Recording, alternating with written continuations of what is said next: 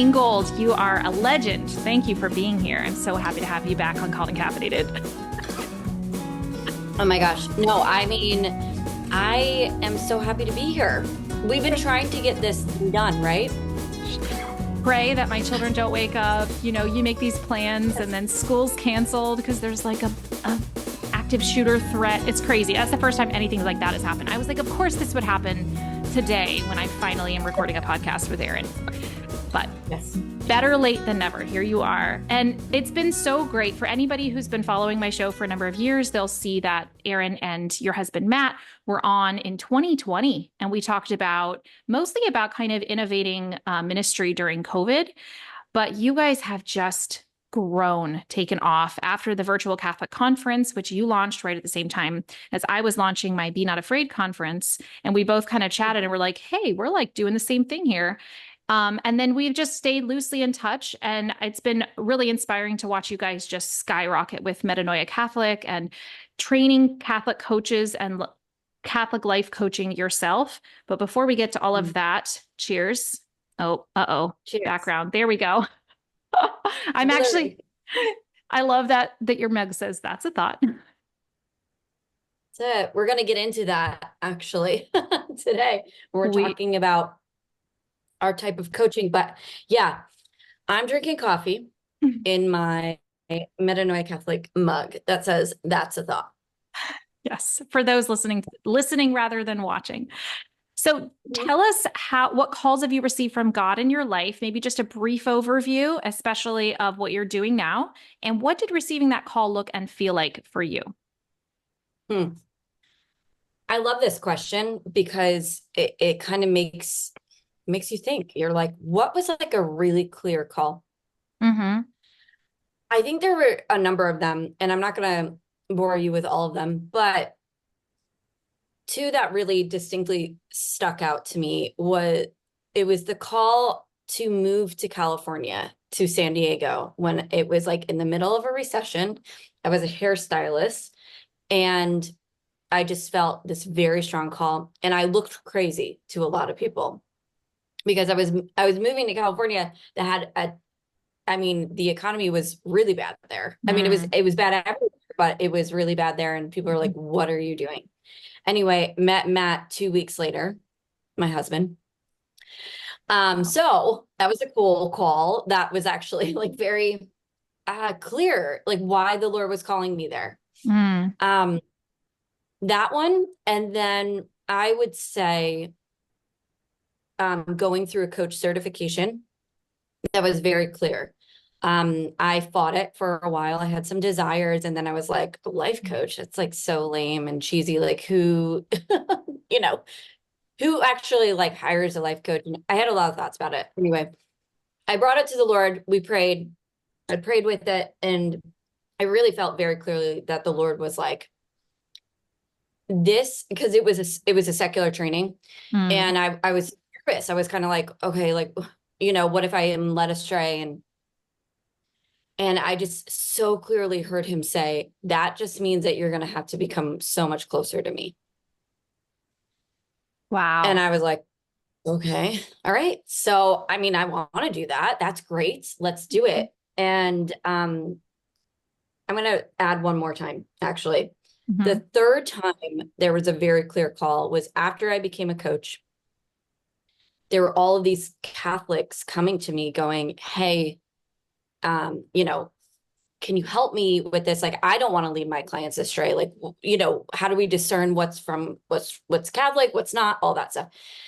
And I felt so unworthy, I guess, to, just very unworthy to like even teach people this stuff.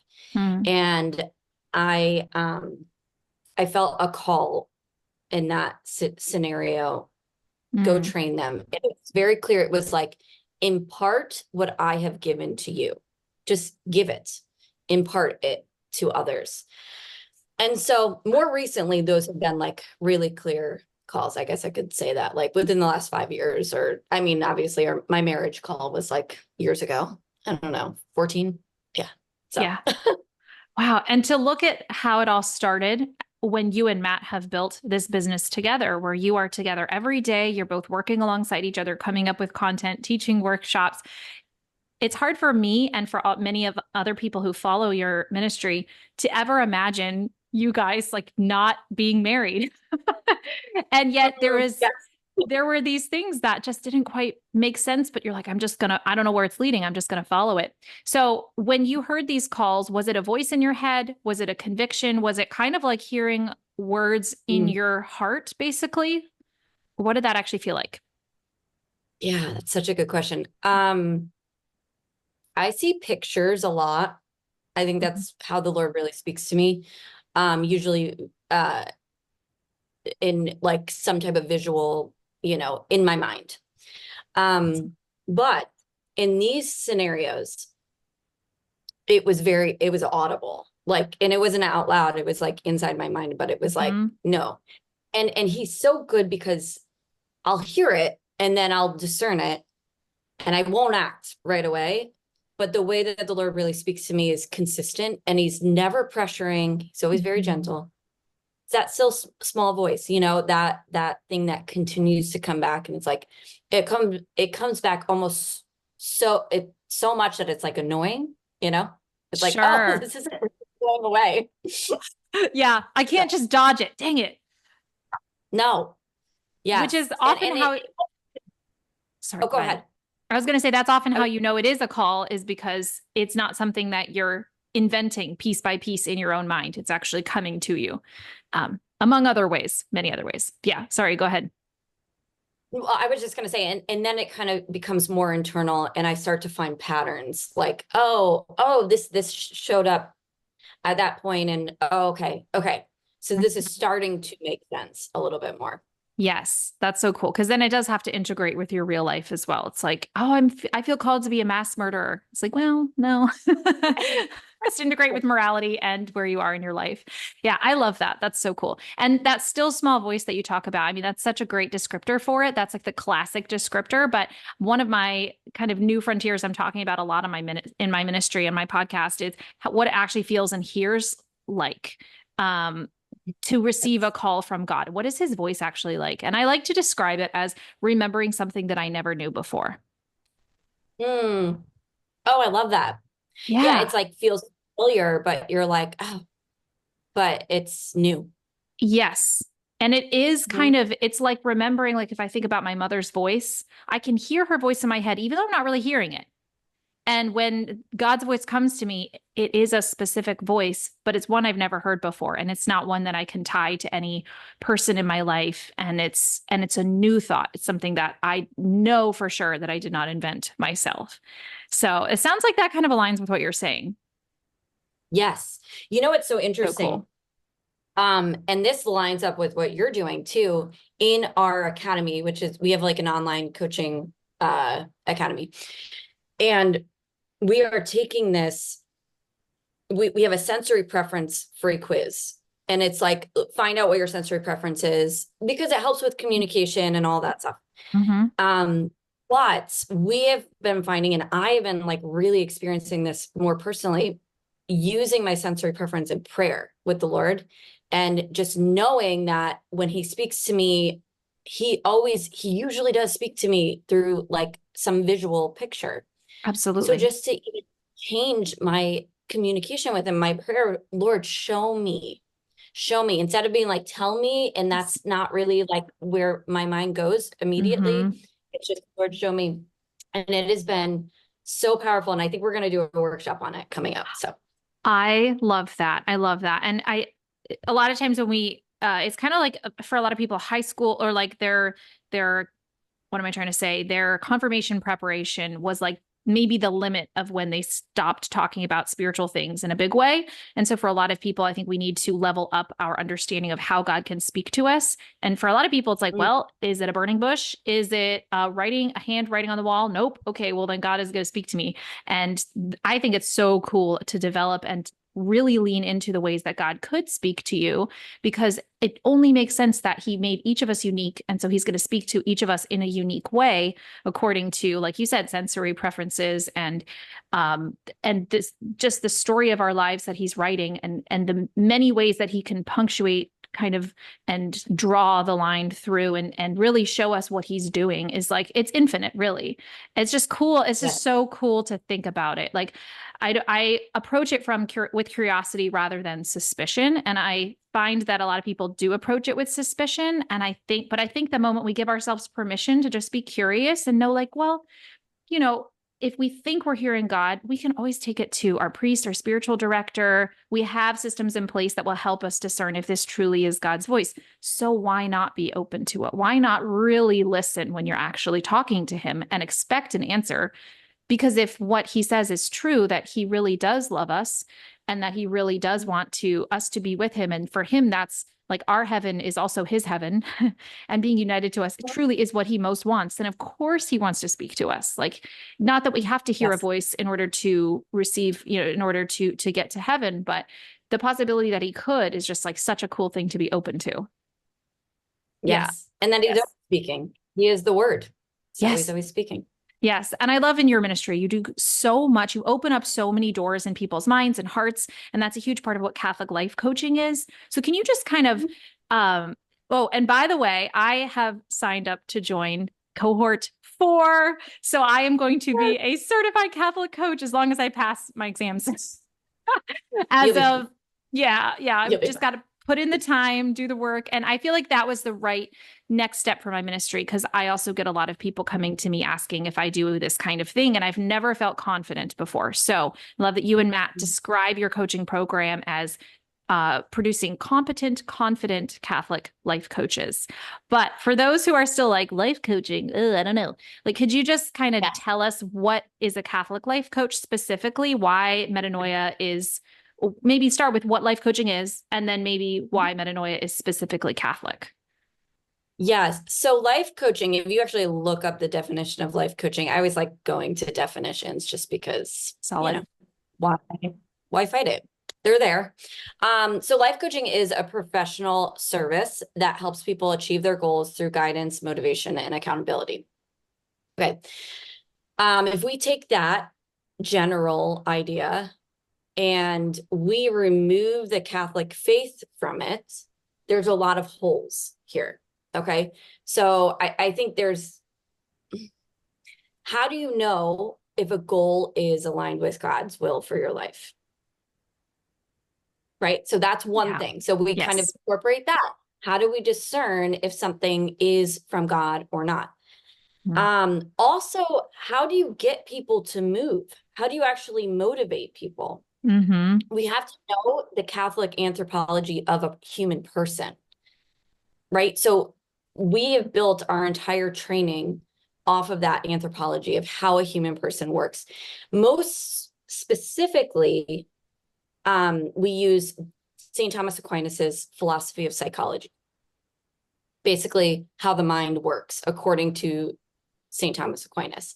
We also bring in a lot of John Paul II's personalism when it comes to even emotional management and everything like that. Fill out that whole philosophy around it.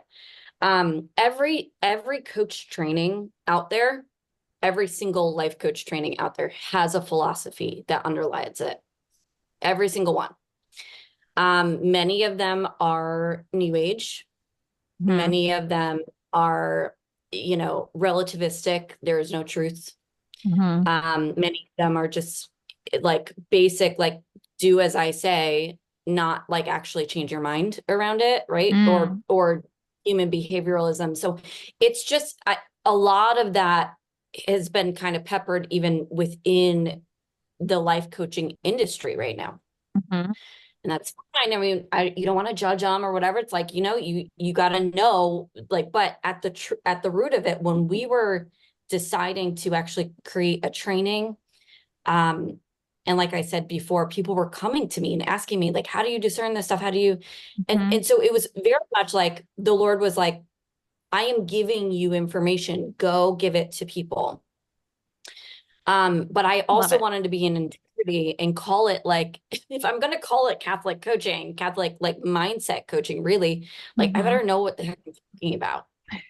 So that is actually how we started to create it. So there was a moment when I was actually really working through a lot of my thoughts around my capacity to be able to teach this, like St. Thomas Aquinas, like, oh, that's like kind of a big deal. So I'm like, I don't, Lord, why Mm-hmm. me? You know, like I'm the girl who watches like, I don't know, ridiculous things on like Instagram. You know what I mean? Like just funny things that hours. I'm like, what? I'm not a scholar at all, Yeah. but I just remember finding this very complicated looking diagram in this introduction to the science of mental health. And it was all based off of St. Thomas Aquinas's philosophy Mhm. and specifically his philosophy on the mind, on psychology, and even bringing in a lot of spiritual warfare stuff, because that, by the way, that is where all the spiritual warfare is happening, in the mind. Mm-hmm. So take all of that stuff into it. I'm looking at this complicated diagram and I'm like, okay, what does this even mean? But I also remember the Lord just being like, this is it. This is it. This is what you're going to be teaching people. And I'm like, okay, well, that came, you know, whatever. So that was years ago. And now we've kind of created this program that takes all of that abstract philosophical terms and made it practical. How do we practice this? How do we Mm-hmm. actually work alongside of this human design of how God created our minds? Mm-hmm. And it seems like I'm really focusing on minds, and yes, I am, because we're mindset coaches, but there's a reason for that. At the root of all of our decisions are our thoughts. Mm-hmm. And we can choose to adhere to God's truth, which is like, it is universal and it is objective truth. Mm-hmm. We can choose to adhere to that and open ourselves up to more of his goodness or not. But Absolutely. at the root of it, it's what you're thinking. It inclines you to feel a certain way. It inclines you towards your emotions, and that inclines you to your actions. But at the root of every decision and the moral life are your thoughts. And people Mm-hmm. are going to push back on this. I'm like, listen to me. For me to say this with such like conviction, I'm like, it is at the root of everything. So if you're going to create a coach training that helps motivate people, helps move people into action, helps guide people to, set and pursue goals. And if you're going to make it Catholic, let's get to the root of why you're not doing the thing that you're doing, you say you want to do. And, like, let's get to the root of it. And at the Mm-hmm. root of it, are the thoughts. Yes. And I think there's a really big distinction to be made here. I'm still like learning because I feel like I'm just like drinking from a fire hose with everything that you and Matt put out, which is it's so much and it's so good. But there's a specific like a very specific difference, I think, between say manifesting, where what you think becomes reality because you're thinking it, because you're speaking it into existence, versus you basically not controlling your thoughts, but awareness, right? Maybe you can help me fill in the gaps here. There's a difference between what you're saying and this new age kind of manifesting. And is the reason cycle, that's part of the whole ontological man lesson that Matt gave, which I am still absorbing and learning, but it all comes from this diagram where we learn like the different processes that your mind takes basically and how we arrive at conclusions. And it's at first you look at it, you're like, whoa, what am I looking at? And then as you start to learn each thing, you're like, oh, this makes so much sense. So just walk us through the reason cycle and the difference between that and manifesting. Okay. So let me start with the reason cycle. Okay, Okay. perfect. Because that might actually clarify the second question. So you're gonna Okay. have to remind me though about the question. Okay. Reason cycle. So I was just kind of getting on my soapbox before, saying how thoughts are at the root of everything. Okay, the reason cycle is taking this, like I said, this diagram Mm-hmm. that I was looking at, and I'm like, what are all these things? And really, I guess you could just say, living into each one of those faculties of the mind and their proper function accordingly. Okay. Mm-hmm. So like I were a coach, an athletic coach, I would be like, hey, your muscles work the best and we get this result over here. If Mm-hmm. we like working out your muscles, whatever, we get make this stronger. Mm-hmm. In the same way, a Catholic mindset coach is taking all of these faculties and these functions of these faculties and helping people strengthen their mind muscles, I guess you could Mm-hmm. say, towards a greater end. Also, it opens it up to truth and faith, which is like, right, at the end of the day, we want to be able to be with God, see him face to face. And the only way we can get there is we start believing truth, not lies Mm-hmm. anymore, right? Yes. So the reason cycle takes, we take in information, through like just out, just circumstances outside of us. We take in Mm-hmm. information through that. We have an imagination, we have a memory, we have a cogitative power, which is really just like where you make like snap judgments. Right. Okay. And all of that leads to our appetites, which is our emotions.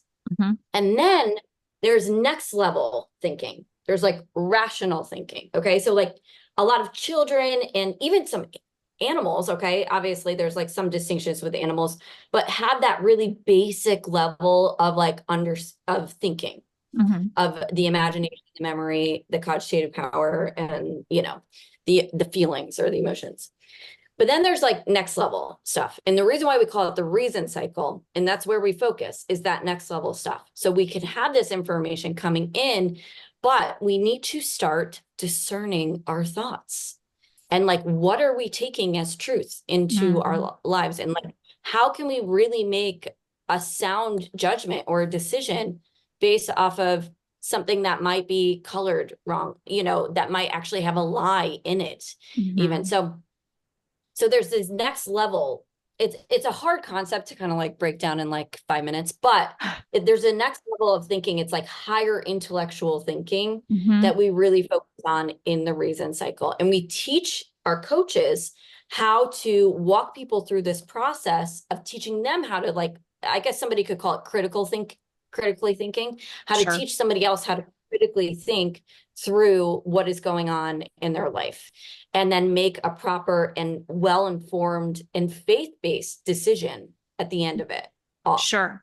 So let me see if I can give an example that matches this. This is me, Sure. like, this is my Yes. pre-training little pre-test. Let's say something happens to me and I am offended by it. Somebody does something, I take in information, it comes across to me as offensive. This person is behaving in a way that they shouldn't. They're doing something that is unkind. They should know that that their actions are offensive.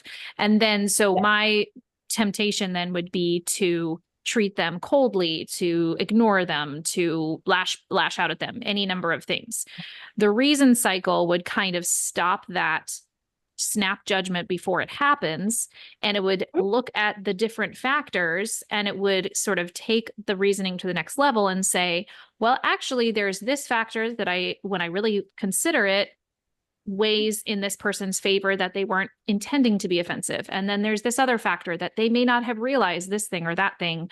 And then there's Yes. this thing I did that I didn't see before. And then at the end of the reason cycle, you realize, oh, well, this person, maybe they were acting in a way that was intentionally offensive, but there's a lot more reason to believe that they were not actually trying to specifically and intentionally offend me. And therefore I don't have to be offended. And I get to then kind of choose to do what is actually my Christian duty, which is to assume the best of another.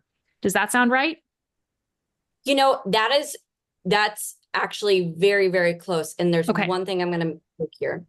When you said we can't really go in, and I guess we couldn't really go in and like change that snap judgment right out of the gate. Okay. Okay. We can challenge it though. So we can grab that snap judgment, whatever it is, it's like they should know better. They should know that this is offensive. Mm-hmm. That is a thought. So that's a sentence in your brain.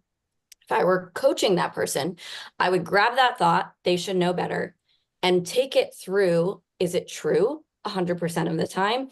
Is it good? Is it actually leading to good fruits? Because like they should know better leads you to thinking or feeling angry. And then you do these.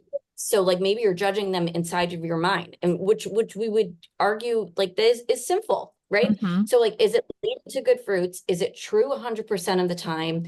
And what do you choose at the end of the day? It's a really Mm-hmm. simplified version of it, but I would grab that thought, that snap judgment, and take it through the reason cycle. Take it through the reason cycle. Okay. Can you explain what was that the reason cycle? What you were just saying? Is it true? Is it good 100% of the time? And what was the other question you said? Do you choose this moving forward? Do you want to keep thinking this? Yeah. So Mm, this is really interesting, Cece, and I can share this with you. I just did a webinar last week on the reason cycle, breaking it, the whole thing down, and mm. actually with a live demonstration, and it's free. And Oh, it's on our website. So I can share with you the link if people want to take it a little bit deeper, because I break yes. down like the entire overview of it, simplify it. Mm. Oh, I love that. That sounds so great. It's so hard to even like start. There's so much content that you put out that it's hard to like know what I'm like, what am I going to Oh my talk gosh, to I her know. about? So I love that you're giving I that know. resource. It's great. Well, we I had, know. I'm like the same way. I'm the same way. I'm like, I've created so much content. Where is that? I'm like yeah. looking in my computer. Where'd it go? Well, it helps that it was literally last week. So that's perfect. And then people Yes. know Yes. where to go to get deeper. And then also your Catholic coaching podcast is fantastic. You and Matt do such a good job. And like you said, grabbing that thought, and I just want to highlight that, grabbing that thought and just coaching yourself on it, taking it through the reason cycle, which opens up a choice. I don't have to judge people. I don't have to be offended. I can choose if that's the right and just thing to do, but I don't have to be. So that's awesome. Let me ask you about, oh, I know, bookmark in my brain from our pre-recording conversation where I asked you how you come up with so much content. I just want to take a little aside here. And you said that there was something cool you wanted to share about that. Yeah. Yeah. Okay. So I remember starting out before I went through coach training, but like also wanting to coach people. Like, so Mhm. it was like right in that new, I was learning stuff and wanted to dive deeper. And I knew I had so many ideas in my brain, but also they were not like well thought out, I guess you could say. Like it was just kind of Sure. like, here's an idea. Um, and something about learning how to rationally think just about my life, something about learning this process of mind management, which is like a very real thing that most people need, I would say. Like if Yes. everybody had mind management, there would be no need for mindset coaches. But I'm finding that there is not a lot of that. And that was me. So Mm. I remember like it was almost like this order of figuring out how to manage my mind. And then all of a sudden, I started getting really curious about the people I was helping. Mm. So I was like, okay, if thoughts are at the root of everything, every problem, everything. Like if thoughts are at the root, I'm not saying that there aren't no problems out there that, Mhm. but we can choose what we want to think about those problems, right? So Right. if thoughts are at the root of problems, and I'm thinking about these people who I want to help, it is endless the amount of like content I can create, Mhm. knowing having order of things, and then knowing how to kind of um articulate that back out to somebody. Does that make Sure. sense? I don't know if I'm kind of It, talking in circles. no, I gotcha. Yeah, yeah, yeah. Yeah. So I So, think what like I'll give you an example. Okay, right out of the gate, if I know that somebody is like somebody who's a new coach, I feel like an imposter, right? I know that that's a thought. hmm, So I would go, okay, so you feel like an imposter, and then how does that make you feel? Like insecure. And then what do you do from that place of insecurity? What do you choose to do from that place of insecurity? I spin in indecision and blah blah blah, right? So it like goes through all of these actions. And then I would go in and say, okay, how do we think about this separately? And that's just like the most basic way of content, but it mhm. is like a basic reframe, and it's incredibly valuable to people. Yeah, absolutely. Imposter syndrome is so real. I get a lot of questions from people who want to start some kind of a ministry or some kind of a creative endeavor, and they ask me how to get started. And so I think they're going to find this content valuable of that imposter syndrome is just, like you said, a quick reframe. Yeah. And I mean, I think you're such a great person to speak to that because you started your career as a hairdresser, right? And you were not teaching, the ontological man of St. Thomas No, Aquinas. no. And I'm sure you had to work through that a ton, which actually it was pretty cool that that was literally what you were equipped to do through your mindset coaching businesses. You were equipped to like coach yourself, which is really cool. That's so cool. Okay, so I was listening so hard, I totally lost my train of thought, but I do think that, yeah, everything you shared is, Can I answer that? go ahead. Cece, can I answer the question about the manifesting and the what's different about Yes, that? absolutely. I think it's a great question. Hmm. So I don't know a ton about manifesting. I've never really done it. So, but my understanding of it is you think really hard about something and then you like put out thoughts or whatever, or like you focus on something and then you just like wait for it to like show up. Hmm. Okay. I think the idea is like you actually like create your reality by Mm, everything that you are doing is putting something out into the world. So I think a lot of people, that's where the vibes comes from. And I'm not an expert yeah. either. But, we're Yeah. putting out good vibes. Good vibes are going to come back to us. Or, I want to be an executive someday. So I went out and bought the suit that I'm going to wear on my first day as an executive. So I'm like manifesting my reality because I'm already acting like this thing that I want to be, this position or this job or this reality that I want. Yes. Which actually I think there's power in that, but I think it's very limited.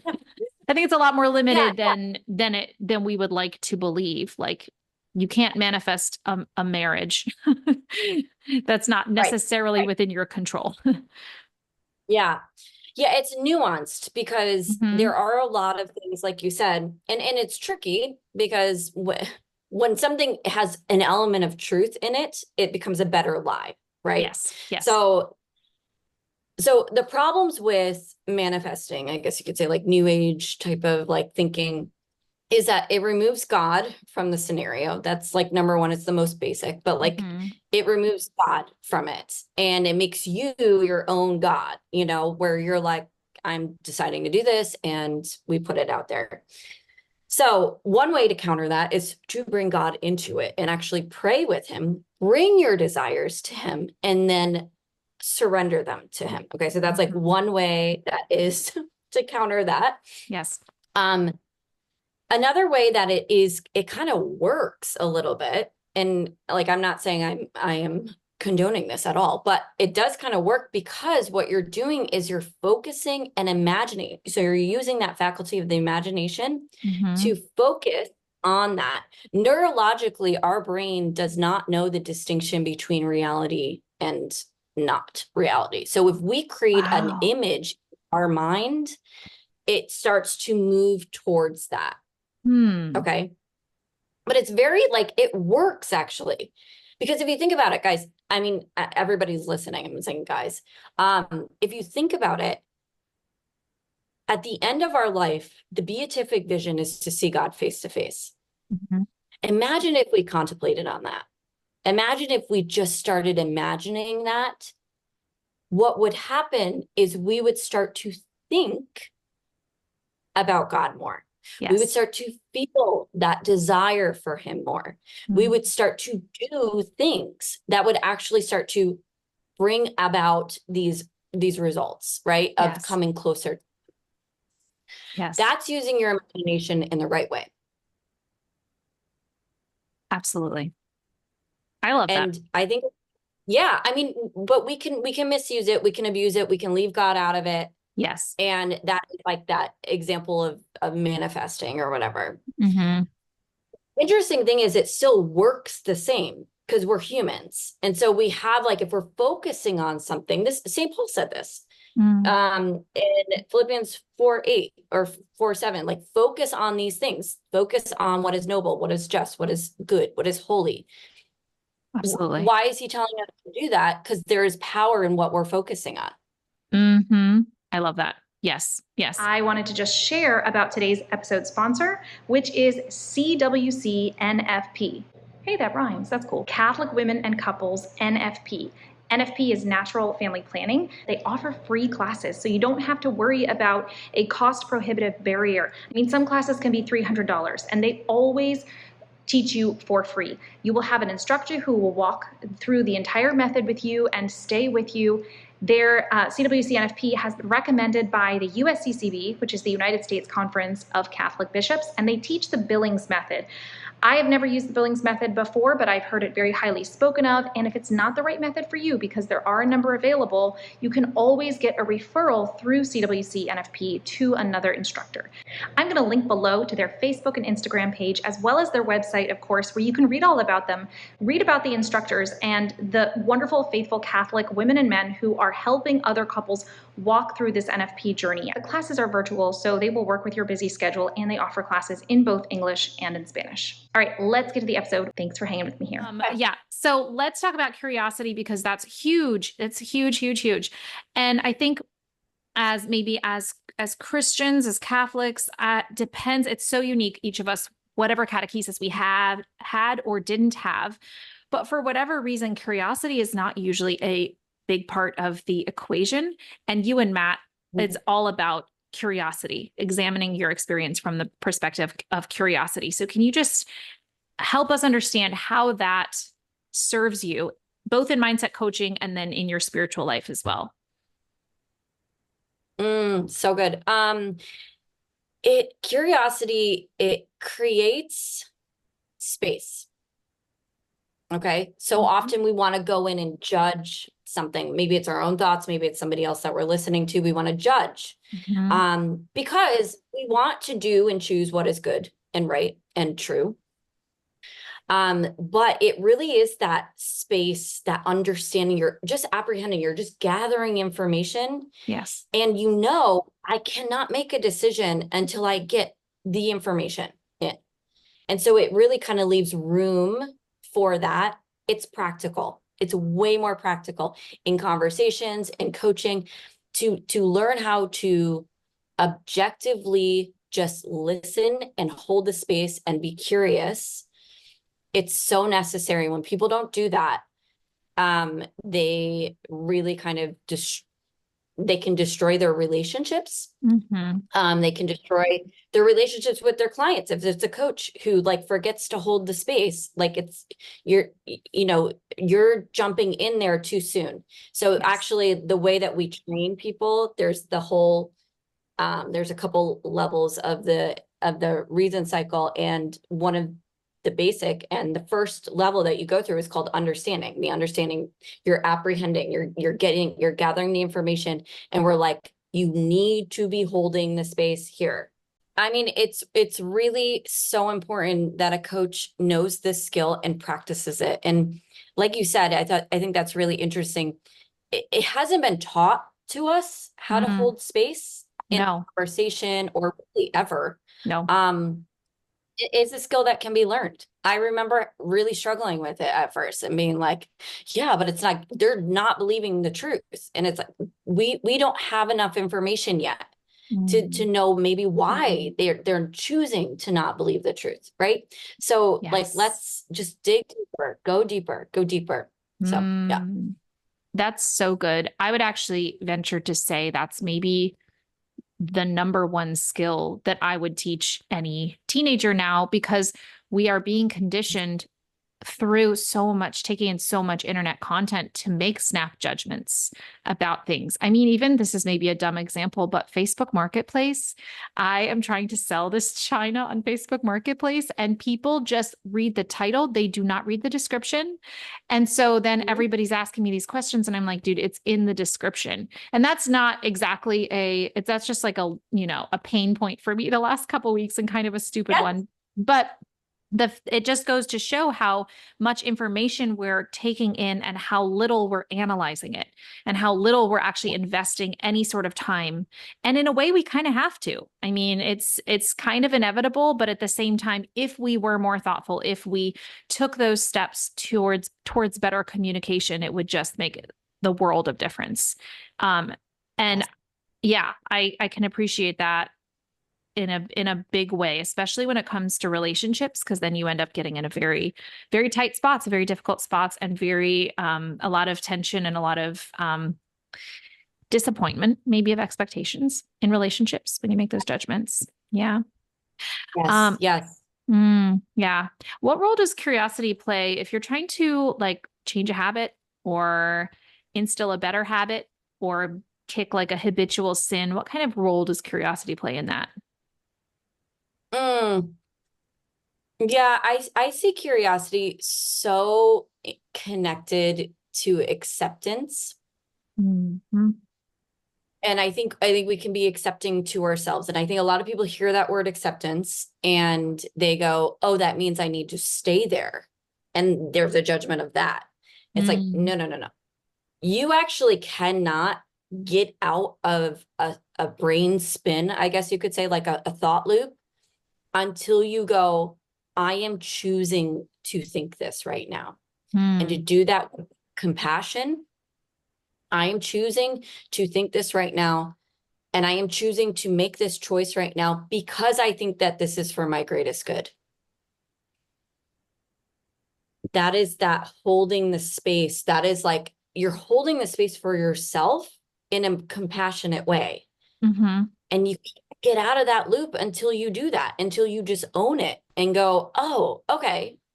And like, how would you speak to a child in that situation? How would you speak to a younger version of yourself? How would you mm, speak to a teenager? No, no, no. I get it. You think that this is your greatest good.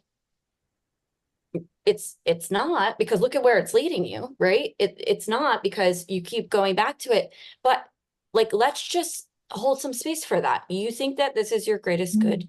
Are you willing to maybe think something else? Are you willing to go another route? And mm. that is just holding the space for it. Y- Um, and I think It's we use it in prayer too. mm, it sounds like this kind of self-acceptance that you're saying is actually kind of this is just occurring to me, a version of your Christian duty to assume the best of another. It's also kind of your duty to assume the best of yourself in a way, which maybe sounds so weird because it's like, of course I assume the best of myself. But actually, I know from my past, and I know so many people who have, because I give talks on this about healing from an eating disorder and self-image, there was so much self-judgment, even though I was still trying to excuse actions and sinful habits and things, there was still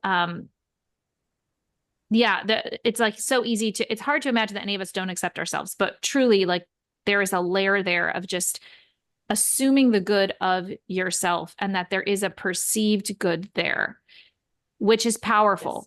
Yeah, that's powerful. It really kind of puts you on your own team so then you can move forward. Mhm. That's Yeah. amazing. Speaking of, I took a screenshot yesterday. Let me see if I can pull up. I was doing a workshop. I was a part of a workshop that you and Matt gave, which was so good, about changing habits. It was in the Academy Plus app. And I want to see if I can find this screenshot because it was so good. It's just a little snippet of what you guys were teaching. Let's see. Is this it? Which is the perceived good, our deepest desires. We talk about this a lot on my channel, and there's this list here. I want to know, first of all, how did you guys come up with this list of our deeper desires or core desires? So some of it's personal, some of it's just something that everything that we teach other people how to do, we are the guinea pigs. We go through it first. Mm-hmm. Um, every desire on this list has a scriptural background though to it. Mm, So I put the desire on the list because, and I'm wondering, and I'm like, I did not keep a desire on the list if it like it didn't have a scriptural backing to it. okay. But the whole premise of this list is that our desire, like we have a desire for God, and that desire looks very different compared to, like, my desire looks different from yours from for God, and Right. it's unique to every human person. And a lot of times it comes from this lack, this unmet need. Maybe it's from wounding from our past, or it's just, it has to do with maybe our temperament, our unique design, like how we are uniquely made, and we just want more of this particular thing. Mm. But the root of it is we bring it to God because he is the one who's created our hearts in the very beginning of of our conception. He was the one who created it. He's the only one who will fulfill it. Mm. And each one of these desires, like I was saying in the scriptures, like it's some human is bringing this desire to God and he fills it. Love it. Do you want to read the list to us, or do you want me to read it? Do you have Sure. it? It's kind of a long list, but here, I'll do the brief version. I think I have it right here. Okay. Yeah. And Yeah. I just love it. Just lets me breathe to be able to say, oh, yeah, that thing I was doing that I'm not proud of, that I wish I didn't do, I actually did have some good desire in there and it was on this list. I was like, oh, I can just breathe and just be like, all right, we can move forward without just feeling this shame that keeps me from moving anywhere except in this corner that I put myself in now, you know? Yes. Yeah, it's beautiful. Yes. And so often we can do that. We can make ourselves like that utterly depraved human. And we're like, oh, there's just like nothing good in this. And it's like, no, no, no.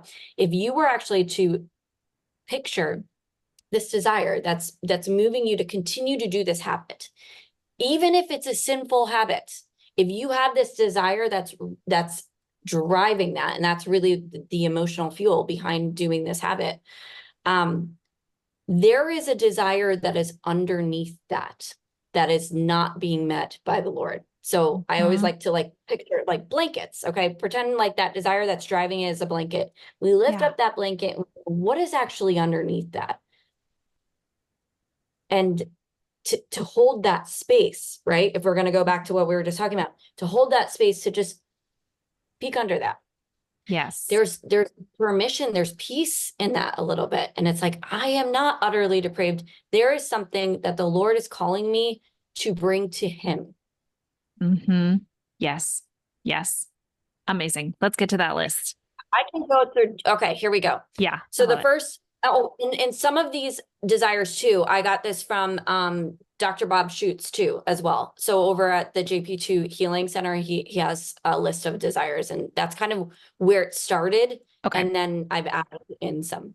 Awesome. So to be accepted, seen, heard, understood, and known, to be affirmed, shown, and told that you are good, beautiful, and competent, to be blessed, given unconditional love, delighted in, and enjoyed, to be safe, protected, emotionally secure, physical and relational security, to be chosen, to feel special, unique, set apart, intended, irreplaceable, appointed, to be included, to be a part of something or a group, in communion, invited, and to belong. To be engaged, to feel fully alive, awestruck, joyful, fascinated, motivated, inspired. To be enlightened, informed, taught, guided, led, aware, developed, and educated. To be at rest, tranquil, relieved, refreshed, relaxed, serene, and at peace. To be satisfied, content, pleased, gratified, fulfilled, joyous, and appeased. To be free, liberated, untethered, allowed, enabled, permitted, unrestricted, and then to be equipped, strengthened, enabled, qualified, empowered, and commissioned. Mm. Those are the core desires of the human heart right there. And I can see myself in all of them. And there's such a vulnerability in admitting that you want these things. I was reading Yes. C.S. Lewis. You quoted actually recently in your workshop yesterday, C.S. Lewis, The Weight of Glory, which I have been rereading over and over again. It's so good. He's so great. And I think it's either in that essay or it's in the essay following it. There's a bunch of essays within this one book. It's called The Weight of Glory and Other Addresses. And he talks about this concept of being radiant in heaven. And he was like, I was just imagining myself like lit up. Like, he's like, why would I want that? I really, like, I don't want to just be on fire or lit from within. Like, what's the good of that? He's kind of working through this thing that we're promised by God. And he's like, I don't want to be radiant, you know? And then he realizes that it has to do with affirmation from God. It has to do with the fact that you are lit up from within because you are receiving God's affirmation. And then he was like, I didn't even want to admit to myself that I want God's affirmation. He's like, but then I realized it's actually, he's like, I don't want to have to need that affirmation. And then he was like, wait a minute, that's actually a good desire. That's a really good desire. He said, good children love to be praised for being good. It's a totally natural, it's a totally good thing to want that affirmation. And then when you're not getting it in your life here, and maybe you're not feeling it from God, maybe you're not feeling a close connection with God, it's so hard to admit that there's that gap. And it's so hard to, like you're saying, hold that space for that gap and actually like let the Lord fill it in his way, in his time, right? To say, I want to be free. I want to be satisfied. I want to be included, engaged, and I'm not. And then to say, God, what do you have for me? Like, I surrender this desire to you. I should have a drinking game where every time I say the word surrender on my podcast, we like take a shot. Don't do that. But surrender just comes up over and over and over again. And this list somehow to me is just like an acknowledgement of that gap, the thing that we don't have that we want. And so then we go somewhere else to get it and we're not, and that's not going to work for us. It's not going to fulfill us. Oh, that was a lot. What are your thoughts? I feel like our ministries just overlap.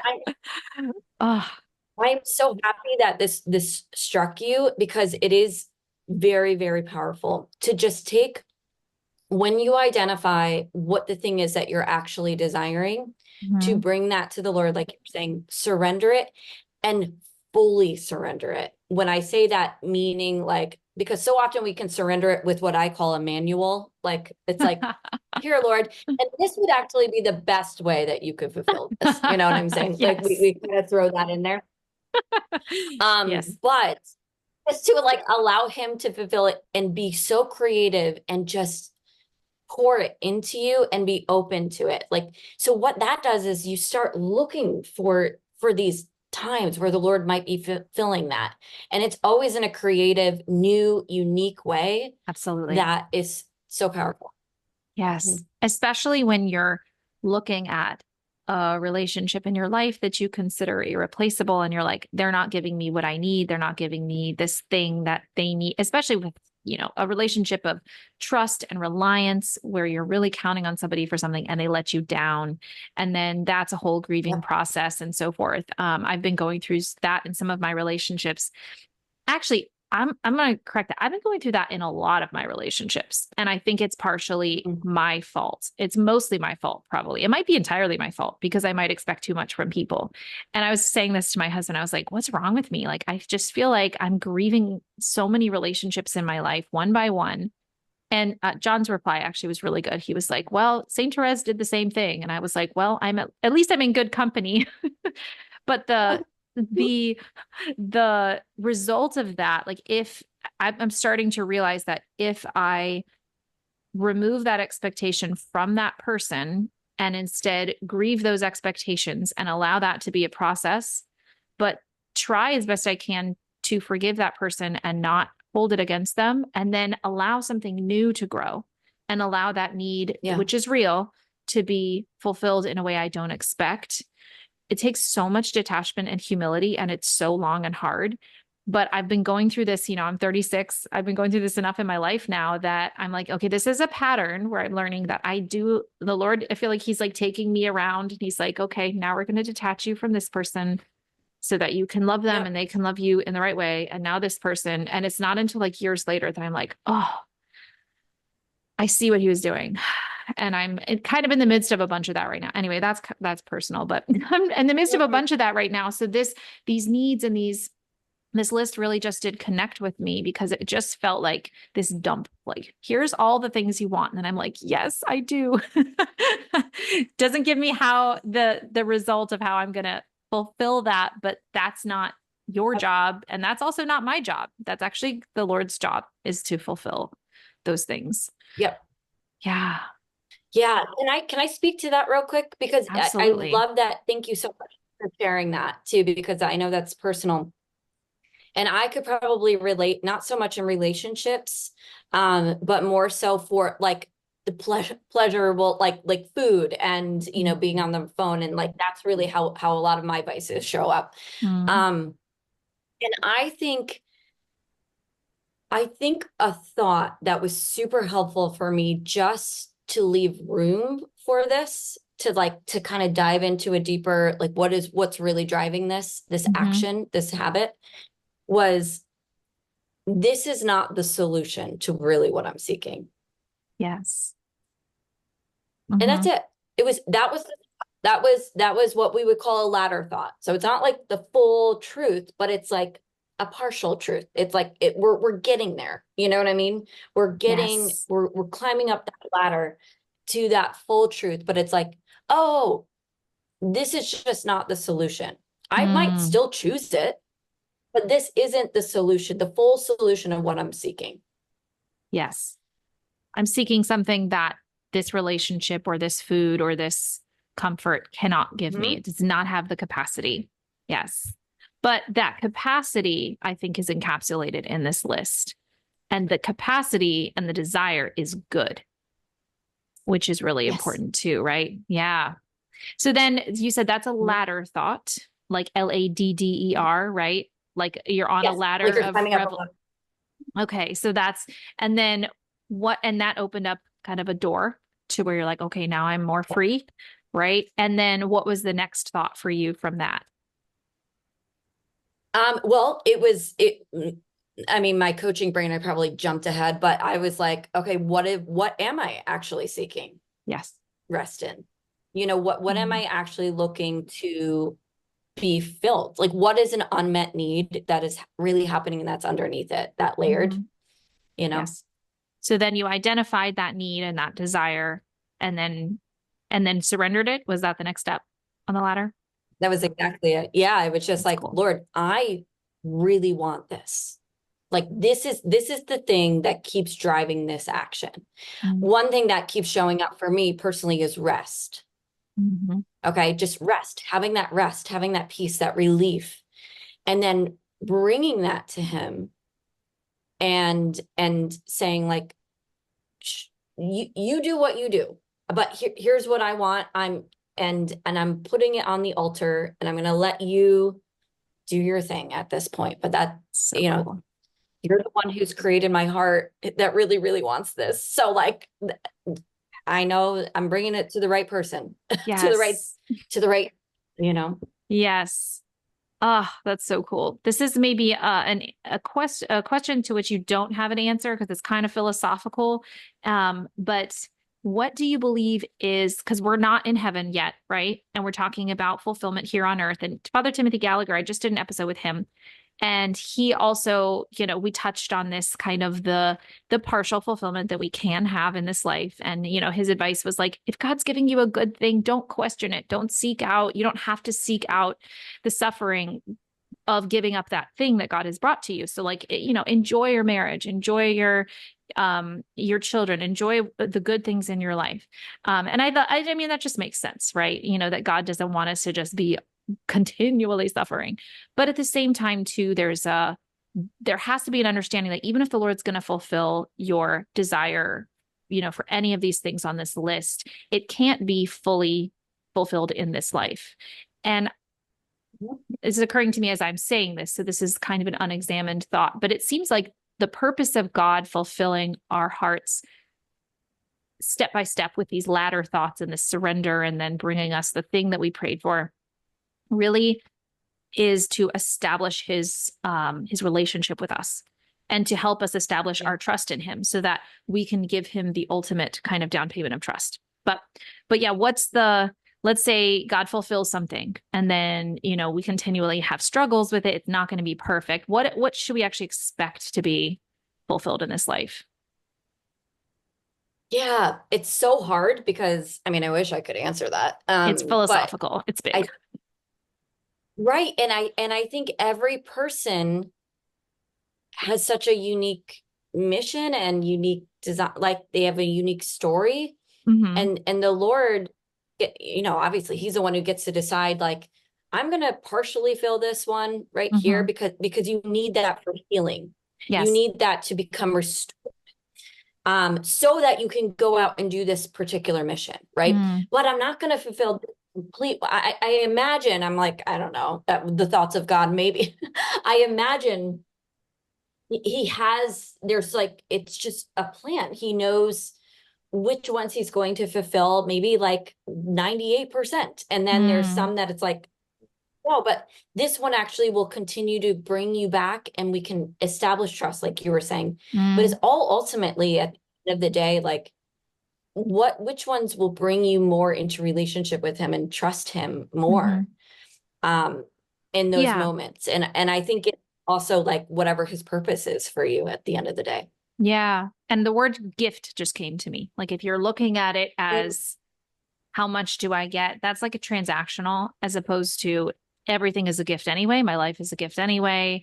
And there's a balance Mhm. there, right? Of like we need the security of knowing that our needs are taken care of. And yet at the same and if we're truly relying on the Lord, we have to trust that he is going to fulfill those needs. But at the same time, then balancing that with this mentality that it is a gift. Anything that he does fulfill is a gift and that we aren't entitled Mhm. to this perfect fulfillment in this life. So, it was a gift that he fulfilled this desire at this time in my life. And then I'm going to continue to have struggles with many different things. And he'll continue to gift me with answers. Yeah. And I think time also being in space and time, right? That's just kind of as life goes on, like there will be new challenges. One thing I like to say in my talks is like every finish line is actually a starting line. And I love that. oh man, I mean, people are asking because we just built a house, right? And it's a beautiful house and we love it. And we just moved in July. And so everyone's asking, are you so happy to be in your house? I'm like, yes. And it is a Yeah, starting line because I've been living in this that's house it. in my mind for 2 years. And so I move in Mhm. and what do I see? I see the wall that doesn't yet have the picture frame molding, and I got to do that. I see the wall that doesn't have the wallpaper, and I see all of the things that I want to do to the house that are not yet done. And so, yeah, maybe it's just that the house is the gift, but then there's so much more beyond that. Like we move in and then we have to get settled and a million Yeah. other things. Yeah, now I'm just kind of Yeah. yeah. I think Go ahead. what something that you're saying, and it's coming to me, it's like when we can accept that we are pilgrims on the journey and that it's all about who we are journeying with, like bringing it back to like, Lord, am I walking with you this entire time? Mm-hmm. I think that is it's just as a reframe of it, because so often we can be like, this desire is not filled, like what you're saying. It's just, Yes. and then you're always focused on maybe the lack or the scarcity. But like, Mm-hmm. what if it's just this is where I'm at in the journey. I'm taking this step right now and I'm with God. And what it just being present there within that Yeah. gratitude in that moment. I think Yes. that's, yeah. I think that's like really, really powerful because he does want to fulfill every single one of these desires in relationship, in relationship, in Yes. relationship. That is the only way he does it. Yes. 100%. What would you say to someone Mm. who's feeling really stuck? Because I'm thinking back to the blankets analogy you used, where there's layers of desire, right? And I love that more than I can possibly tell you, because this was the aha moment for me when I was discerning my vocation, where I didn't trust the Lord. And it was like, if there was a bridge I needed to cross, a bridge, and it did start with that understanding that there is a deeper desire under each of my desires, and that at the deepest desire, or sorry, at the deepest level, God's desires and my desires are the same thing, which is a theory I Mm. have. It's not like proven, but I've asked it to so many different podcast guests, and everyone seems to think about it for a minute and then be like, yeah, actually, I think that's true. It's just articulated. It was articulated to me in a particular way in prayer that it was so special to me. So those deeper desires, the more you investigate them, the more you understand them, the more you move toward them, the more God's will be revealed to you. And actually you'll be moving towards both what you want and what he wants is kind of my, heavy Yeah. qualification there, right? Because we don't just want to kind of go after what we want right in this moment. But what would you say to someone who's feeling really stuck, who's like, okay, I maybe got under a couple layers of the blankets, but there's so many more and I don't see anything in reality, that's giving me a sign or an indication of what I should do next. And I just feel, I think there's moments in your 20s, right? Where you're like, I'm working a job, I'm out of college, or out of school or whatever. And I don't know what to do next. And I'm just hanging out with friends on the weekend and trying to make it all work. But there's something in me that's just not fulfilled. What would you say? That person who feels stuck. Oh man, there's so many ways I could take that. Something as you were talking that came to me, especially somebody in that state. Um, I think unique design. So opening up, like, let's find out how God uniquely made you, Mm, right? Because your unique design, how God made you, your gifts, your strengths, even your weaknesses, even your triggers, mm, even all of that other stuff, your ideal conditions, what you value, all that stuff. How God made you, I believe, is breadcrumbs to what he's calling you to do in your life, your awesome. mission, right? Hmm. So I think it's just like, it's kind of like, let's uncover what those are. And I think there's something about that that opens people's minds up and they can see, oh, there's other options here. Because I think a lot of people Yes. are stuck because they think there's only one option or there's two. It's Yes. like I'm gonna work or I'm gonna become a mom or something like like Right. yes, okay. So those are some vocations.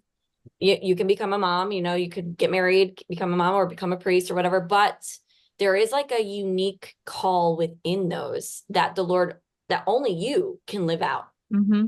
Yeah. I think I Yeah. would take it there. I would That's get so the people cool. curious about their temperament, their unique design, like how the Lord uniquely made them. Yeah. And you'd give them, I know you guys have a lot of resources on understanding your temperament and unique design and so forth. Yeah. So we'll link all that in the show notes where you can find different resources. They're so helpful. I mean, it's just any self-knowledge, yeah, is just a gift to your present and your future self. Really. Oh, are we still there? Sorry, a little glitch. Okay, we're good. Yep. Sorry, a web page popped up and I don't know what was happening there, but yeah. Well, anything else you want to share? What's that? Sorry.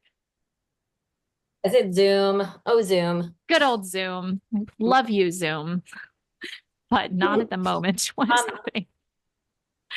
Okay, we're good. Yeah, yeah, sorry. I think just going off of what you just said, John Paul II, this is coming to mind. I don't know where he wrote this, so I'm sorry, but Okay. he did write it. But he said the person, basically the order that we go in when it comes to becoming self-gift, which is like the ultimate at the end of our lives, right? We want to be Hmm. self-gift, right? But we want to do that in unity with the Lord.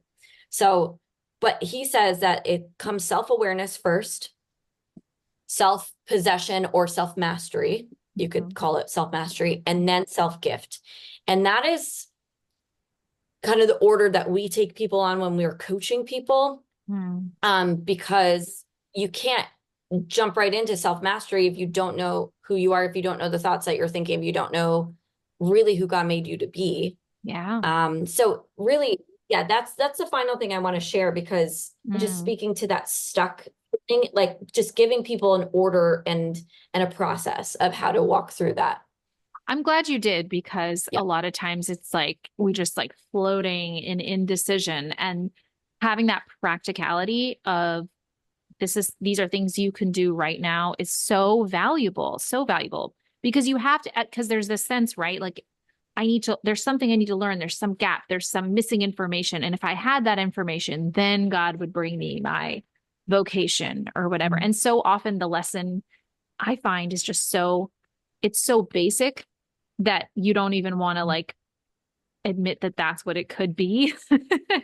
And sometimes for me, it was like trusting the Lord. That was what I needed to learn. And in order to do that, I had to learn who I was, like you're saying, and also bring all of my habits and my lifestyle in alignment with what he wanted me to do. And then that was the fertile ground where in just a few short months, he could bring my husband and we could grow a relationship together. But it was like, gotta lay the ground, gotta do it one thing at a time. We're not putting seeds on rocky soil here. We gotta, that wouldn't make sense. The Lord is not going to do that if it doesn't make sense. And it was such a basic lesson. And it was something I thought I already knew.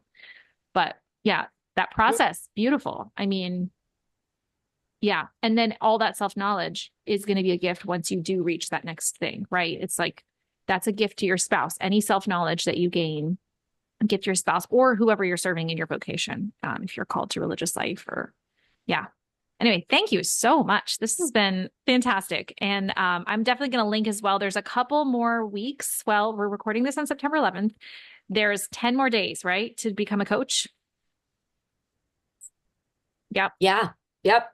September So 21st if is the deadline. anybody's interested, that's right. And if anybody's interested in learning anything, I'm going to share with you the link, Stacey, and you Perfect. can go and check out some of our free resources as you're discerning this. So great. yeah. And when I say 10 more days to become a coach, I mean 10 more days to join the cohort 4, which is all moving through together through the certification. So that will start October 15th, I believe, and then go until March. Is it March 2025? Yes. Okay, Yep. Beautiful. And then after that, you'll And be. Go ahead. I was going to say. I apologize. There's a delay now for some reason. Sorry. So anybody listening, we're not like interrupting. We're not holding the say. Sorry. There's a little bit of a delay. I was just going to say, you cannot so this is the last time that we have like an option to join for this whole year. So the next cohort isn't starting till next fall, 2025. So that's just something to consider. Absolutely. It was Zoom that wasn't holding the space, for the record. Zoom. There we go again. Come on. So full of problems. Yeah. Thank you so much, Erin.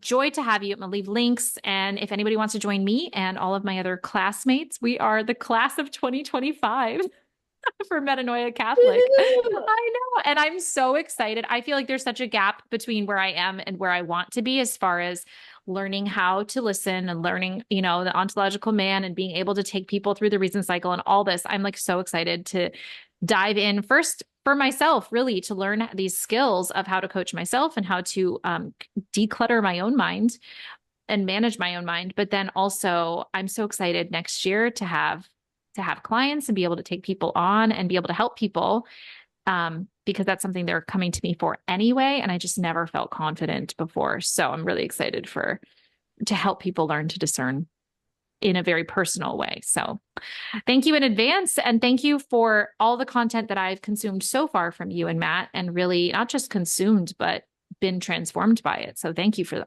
everything that you're doing. I know so many people are helped by your ministry. Oh, wow. Stacey, thank you so much.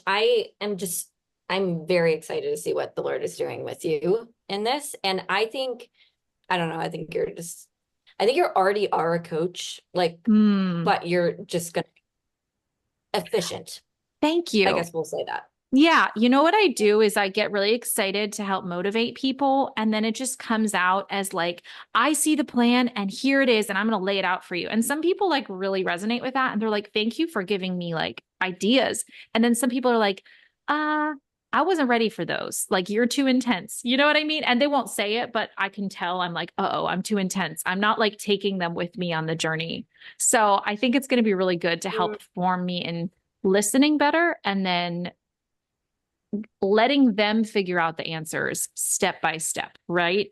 By asking the questions. Because so often I go to like, I have got such great ideas for you, which is like great as an entrepreneur, right? It's like, I have so many ideas, but they're not always what the person may want. Or so I'm excited because I think Metanoia is really going to help. The coaching program will really help me kind of actually be with people in that, if that makes sense.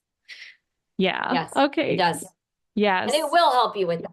But yes, thank you so much for having me. Oh, this is a wonderful. Joy. This is great. I'm going to get this out as soon as I can so that people still have time to sign up for the coaching program if they want to. So yay. God bless you. Bye. Bye. There we go. Oh.